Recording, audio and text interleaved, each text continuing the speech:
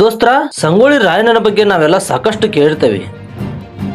ಸಂಗೊಳ್ಳಿ ರಾಯಣ್ಣನ ದೇಶಭಕ್ತಿ, ನಾಡಿನ ಮೇಲಿನ ಪ್ರೇಮ, ಕಿತ್ತೂರನ್ನ ಸ್ವತಂತ್ರ ಮಾಡಬೇಕು ಅಂತ ಅದೆಷ್ಟು ಹೋರಾಟ ಮಾಡಿದ್ದ ಅಂತ ಸಾಕಷ್ಟು ಕಥೆಗಳ ಮೂಲಕ ತಿಳ್ಕೊಂಡೇವಿ, ಚಲನಚಿತ್ರಗಳನ್ನು ನೋಡೇವಿ.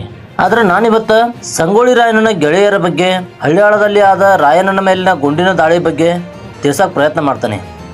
ನೀವಿನ್ನೂ ನನ್ನ ಚಾನಲ್ನ ಸಬ್ಸ್ಕ್ರೈಬ್ ಮಾಡಿಲ್ಲ ಅಂದ್ರೆ ಸಬ್ಸ್ಕ್ರೈಬ್ ಮಾಡ್ಕೋರಿ. ಈ ವಿಡಿಯೋ ಇಷ್ಟ ಆದ್ರೆ ಲೈಕ್ ಮಾಡ್ರಿ.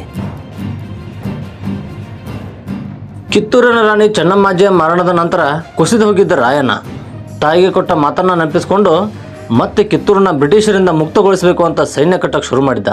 ಮೊದಲು ತನ್ನ ಸಂಗಡಿಗರೊಂದಿಗೆ ಹೊರಟ ರಾಯಣ್ಣ ಬೆಳವಡಿಗೆಯ ಯಲ್ಲಪ್ಪನನ್ನ ಭೇಟಿಯಾಗ್ತಾನ. ಹಕೀಕತ್ ಏನು ಅನ್ನುವುದನ್ನ ವಿವರಿಸಿ ಕಿತ್ತೂರಿನ ಬಂಧ ಮುಕ್ತಿಗೆ ಕೈ ಜೋಡಿಸಬೇಕು ಅಂತೇಳಿ ರಾಯಣ್ಣ ಯಲ್ಲಪ್ಪನಿಗೆ ಕೇಳ್ಕೊತಾನ. ರಾಯಣ್ಣನ ಮಾತು ಕೇಳಿ ತಾನು ಹೊರಟು ನಿಂತ ಯಲ್ಲಪ್ಪ ನಂತರ ಬಾಳೆ ನಾಯಕನನ್ನ ಸೇರ್ಕೊಂಡ್ರು. ಅಲ್ಲಿಂದ ಬಾಳೆಕುಂದಕ್ಕೆ ಬರ್ತಾರ.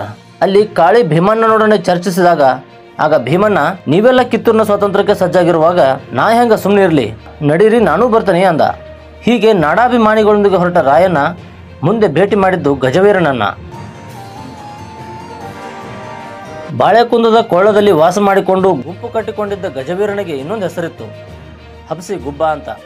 ಇವನನ್ನ ನೋಡಿದರೆ ಜನ ಮೂರ್ಛೆ ಹೋಗ್ತಿದ್ರು. ಕಪ್ಪು ಬಣ್ಣದಲ್ಲಿ ಮಿಂದೆದ್ದ ದೇಹ, ಅಜಾನುಬಾಹು, ಗುಂಗರು ಕೂದಲು, ಹಗಲು ಹೊತ್ತಲ್ಲೇ ಕತ್ತಲೆಯನ್ನ ತೋರಿಸುವಂತಿದ್ದ. ಬಾಳೆಗುಂದದ ಸುತ್ತಲೂ 40ರಿಂದ 50 ಹಳ್ಳಿಗಳಿಗೆ ಇವನು ಸಿಂಹ ಸ್ವಪ್ನವಾಗಿದ್ದ. ಬಲಭೀಮನಂತ ಮೈಕಟ್ಟು ಹೊಂದಿದ್ದ ಗಜವೀರ 4 ಜನರನ್ನ ಒಮ್ಮೆಲೆ ಹೊತ್ತು ಕೋಟೆ ಇರ್ತಿದ್ದ. ಗಜವೀರ ಕೆಟ್ಟ ಧ್ವನಿಯೊಳಗ ಚೀರುವುದಕ್ಕ ಖ್ಯಾತಿಯಾಗಿದ್ದ. ಮಂಡಿಯವರಿಗೆ ಕೂತು ಆಕಾಶದತ್ತ ಮುಖ ಮಾಡಿ ಚೀರಿದ ಅಂದ್ರ ಎಂಥ ಗಟ್ಟಿಗನಾದರೂ ನಡುಗಿ ಬಿಡ್ತಿದ್ದ. ಅವನ ವಿಕಾರವಾದ ಧ್ವನಿಗೆ ಮನುಷ್ಯರಷ್ಟೇ ಅಲ್ಲ, ಪ್ರಾಣಿ ಪಕ್ಷಿಗಳು ಹೆದರಿ ಓಡಿ ಹೋಗ್ತಿದ್ವು. ಇವನ ಕೂಗನ್ನ ಜನ ಇದು ಕೆಟ್ಟ ಹಬಸನ ಚೀರ್ಲಬ್ಬಿ ಅಂತ ಕರಿತಿದ್ರು. ಇಂತಹ ಪರಾಕ್ರಮಿಯನ್ನ ದಂಡಿಗೆ ಸೇರಿಸಿಕೊಳ್ಳಲು ರಾಯಣ್ಣ ಮತ್ತು ಬಿಚ್ಚುಗತ್ತಿ ಚನ್ನಬಸಪ್ಪ ಇಬ್ಬರೂ ಬಂದರು. ಬರುತ್ತಲೇ ರಾಯಣ್ಣನನ್ನ ಸುತ್ತುವರೆದ ಗಜವೀರ ಆರ್ಭಟಿಸುತ್ತಾ ಎದುರಿಗೆ ಬಂದು ನಿಂತ. ಕೂಡಲೇ ಮುಗುಳ್ನಕ್ಕ ರಾಯಣ್ಣ ಹಾಗೂ ಚನ್ನಬಸಪ್ಪ ಗಜವೀರನಿಗೆ ಚೆನ್ನಮ್ಮಾಜಿಯ ಇಚ್ಛೆ ಈಡೇರಿಸಲು ನಿನ್ನ ಸಹಾಯ ಬೇಕು ಅಂದಾಗ ರಾಣಿ ಚೆನ್ನಮ್ಮನ ಹೆಸರು ಕೇಳಿದ ಕೂಡಲೇ ಇದ್ದಕ್ಕಿದ್ದಂತೆ ಇದಕ್ಕಿಂತ ಉತ್ತಮ ಸೇವೆ ಬೇರೆ ಯಾವುದೈತಿ ಅಂತ ರಾಯನನ್ನ ಆಲಂಗಿಸಿಕೊಂಡ ಅಜಾನುಬಾಹು ಗಜವೀರ. ನಂತರ ಕಿತ್ತೂರಿನಲ್ಲಿ ನಡೆದ ಎಲ್ಲ ವಿಷಯ ತಿಳಿಸಿದಾಗ ಅಂತಹ ರಣಭಯಂಕರನ ಕಣ್ಣಲ್ಲಿಯೂ ನೀರು ಹನಿಗೂಡಿದ್ವು. ಹೀಗೆ ರಾಯಣ್ಣ ಹಾಗೂ ಗಜವೀರನ ಭೇಟಿ ಆಯಿತು. ಮುಂದೆ ತನ್ನ ದಂಡನ್ನ ಕಟ್ಟಿಕೊಂಡು ಯಾರ್ಯಾರು ದಂಡಿಗೆ ಒಡವೆ ವಸ್ತ್ರಗಳನ್ನು ಕೊಡ್ತಾರೋ ಅವನ್ನೆಲ್ಲ ತೆಗೆದುಕೊಂಡು ಹೊರಟ. ಅಲ್ಲಿಂದ ಮೊಘಲಾಯ ಸೀಮೆಗೆ ಕಂಟಕನಾಗಿದ್ದ ಭರಮಣ್ಣನ ಜೊತೆ ಹೋರಾಡಿ ಅವನ ಚಂಡನ್ನ ತನ್ನ ಕತ್ತಿಯಿಂದ ಕಡಿದು ಕೆಡವಿದ.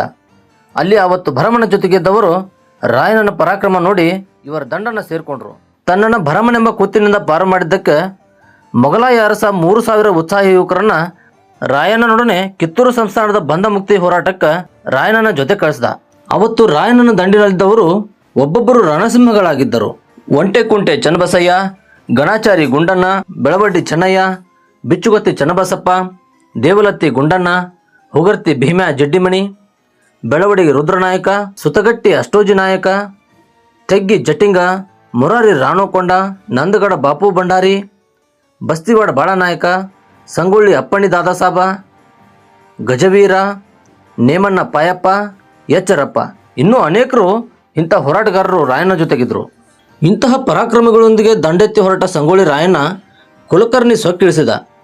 ಹಿಂದೆ ಬ್ರಿಟಿಷರಿಗೆ ಶಪಥ ಮಾಡಿದ್ದನ್ನ ರಾಯಣ್ಣ ನೆನಪಿಸಿಕೊಂಡು ಸಂಪಗಾವಿ ಕಚೇರಿಯನ್ನ ಸುಟ್ಟು ಕೇಕೆ ಹಾಕಿದ. ಬೀಡಿ ಗ್ರಾಮದಲ್ಲಿ ಸಾಕಷ್ಟು ಬ್ರಿಟಿಷರ ಧನ ಸಂಗ್ರಹ ಆಗಿರುವುದನ್ನು ಅರಿತ ರಾಯಣ್ಣ ಬೀಡಿ ಕಚೇರಿಯನ್ನ ಕೊಳೆ ಹೊಡೆದ. ದೋಸ್ತರ, ಮೊಘಲರ ವಿರುದ್ಧ ಹೋರಾಡಿದ ಛತ್ರಪತಿ ಶಿವಾಜಿಯವರನ್ನ ಬಿಟ್ರ ಗೆರಿಲ್ಲಾ ಯುದ್ಧ ತಂತ್ರವನ್ನ ಸಂಗೊಳ್ಳಿ ರಾಯಣ್ಣ ಅತ್ಯಂತ ಯಶಸ್ವಿಯಾಗಿ ಮಾಡಿದ್ದ. ಈ ಗೆರಿಲ್ಲಾ ಯುದ್ಧ ತಂತ್ರಕ್ಕ ಬ್ರಿಟಿಷರು ಬೆಸತ್ತು ಹೋಗಿದ್ರು. ಬಿಟ್ಟು ಬಿಡದೆ ನಡೆದ ದಾಳಿಗಳಿಂದ ಇಡೀ ದಂಡಿನ ಉತ್ಸಾಹ ಕೊಂಚ ಕುಗ್ಗಿದಂತಾಗಿದ್ದನ್ನ ಗಮನಿಸಿದ ರಾಯಣ್ಣ ದಂಡಿಗೆ ವಿಶ್ರಾಂತಿ ತೆಗೆದುಕೊಳ್ಳಕ್ಕೆ ಹೇಳ್ತಾನ. ಆದರೆ ಗಜವೀರ ಮತ್ತು ಭೀಮಣ್ಣ ಈ ಮಾತಿಗೆ ಒಪ್ಪುವುದಿಲ್ಲ. ಹೆಂಗಾದರೂ ಮಾಡಿ ಹಳ್ಯಾಳದ ಕಚೇರಿ ಕೊಳ್ಳೆ ಹೊಡೆದ ಮೇಲನ ವಿಶ್ರಾಂತಿ ಅಂದ್ಬಿಟ್ರು ಗಜವೀರ ಮತ್ತು ಭೀಮಣ್ಣ. ಎಲ್ಲನೂ ಗಜವೀರನ ಮಾತಿಗೆ ತಲೆ ಹಾಕಿದ. ಹಳ್ಯಾಳಕ್ಕೆ ಗಜವೀರ, ಭೀಮಣ್ಣ ಮತ್ತು ದಂಡಿನೊಂದಿಗೆ ಸಂಗೊಳ್ಳಿ ರಾಯಣ್ಣ ಬಂದಾಗ ಇಡೀ ಹಳ್ಯಾಳ ಪೇಟೆ ನಡುಗಿ ಹೋಗಿತ್ತು. ಆದರೆ ಅಲ್ಲೊಬ್ಬ ಧೈರ್ಯ ಮಾಡಿ, ನನಗೆ ರಾಯಣ್ಣನ ಗುರುತನ್ನ ಹೇಳ್ರಿ, ನಾನು ಅವನ ತಲೆ ಕಡಿದು ಮುಗಿಸ್ತೇನೆ ಅಂತ ಶಪಥ ಮಾಡಿದ್ದ. ಅಲ್ಲಿದ್ದ ರಾಯಣ್ಣನನ್ನ ನೋಡಿದ ಕೆಲವರು ರಾಯಣ್ಣನ ವೇಷಭೂಷಣ ತಿಳಿಸಿ ರಾಯಣ್ಣನ ಸ್ವರೂಪ ತಿಳಿಸಿದ್ರು. ಹಣೆ ಮೇಲಿನ ಗಂಧದ ತಿಲಕ, ಹಿರಿದಾದ ಕತ್ತಿಯ ವಿವರವನ್ನು ನೀಡಿದಾಗ ಅವನೊಬ್ಬ ಜೋಡು ನಡಿಗೆ ಬಂದೂಕನ್ನು ಹಿಡಿದು ಮಾಳಿಗೆ ಏರಿ ರಾಯನನ್ನ ಬರುವಿಕೆಯತ್ತ ಗುರಿಯಿಟ್ಟ. ರಾಯಣ್ಣನ ದಂಡು ಬಂದದ್ದನ್ನ ಕಂಡು ಊರೆಲ್ಲ ನಡುಗಿ ಹೋಗಿತ್ತು. ರಾಯಣ್ಣ ನಡುದಾರಿಯಲ್ಲಿ ಬಂದು ನಿಂತು ಊರೆಲ್ಲ ನೋಡಿದಾಗ ಊರು ಸ್ತಬ್ಧವಾಗಿತ್ತು. ಮಾಳಿಗೆ ಮೇಲೆ ಕುಂಬಿಗೆ ತಗುಲಿದ ಬಂದೂಕಿನಿಂದ ರಾಯನ ನಡೆಗೆ ಗುಂಡು ಹಾರಿತು. ಅಷ್ಟರಲ್ಲೇ ಸಂಶಯದಿಂದಲೇ ನಿಂತಿದ್ದ ರಾಯಣ್ಣನಿಗೆ ಕ್ಷಣದಲ್ಲಿ ಆ ಬಂದೂಕಿನವನು ಕಂಡದ್ದರಿಂದ ಅಲ್ಲಿಂದ ಜಿಗಿದಿದ್ದ. ಆದರೆ ಗುಂಡು ರಾಯಣ್ಣನ ಕಾಲನ್ನು ಭೇದಿಸಿತ್ತು. ರಕ್ತ ಬರುತ್ತಿದ್ದರೂ ಅದನ್ನು ಲೆಕ್ಕಿಸಿದ ರಾಯಣ್ಣ ಮಾಳಿಗೆ ಮೇಲೇರಿ ಬಂದೂಕಿನವನ ಚೆಂಡು ಕಡಿದು ಬಿಟ್ಟ. ದೋಸ್ತರ, ರಾಯಣ್ಣನ ದಂಡಿನ ಹೋರಾಟ ಅಷ್ಟಿಷ್ಟಲ್ಲ. ಮುಂದಿನ ವಿಡಿಯೋದೊಳಗೆ ಹಳಿಯಾಳದಲ್ಲಿ ಆದಂತಹ ಘಟನೆ ಬಗ್ಗೆ ಇನ್ನಷ್ಟು ನೋಡೋಣಂತ. ನಿಮ್ಗೆ ಈ ವಿಡಿಯೋ ಇಷ್ಟ ಆಗಿದ್ರೆ ಲೈಕ್ ಮಾಡಿರಿ. ನೀವು ಇನ್ನೂ ನನ್ನ ಚಾನಲ್ನ ಸಬ್ಸ್ಕ್ರೈಬ್ ಮಾಡಿಲ್ಲ ಅಂದ್ರೆ ಈಗಲೇ ಸಬ್ಸ್ಕ್ರೈಬ್ ಮಾಡ್ಕೊರಿ.